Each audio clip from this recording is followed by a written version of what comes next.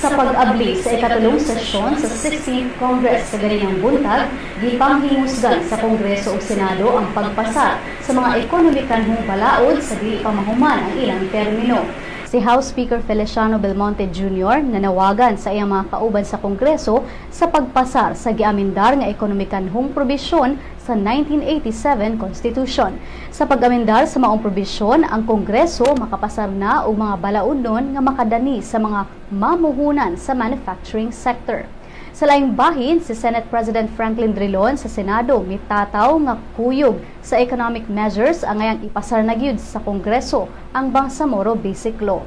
Matud pa ni Drilon nga ang pagpasar sa BBL mohatag og kalinaw sa dekada nga kagubot sa Mindanao.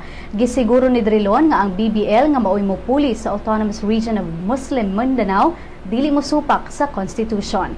Apil sa legislative agenda sa katapusang hugna sa 16th Congress mao ang 16 ka mga balaodnon.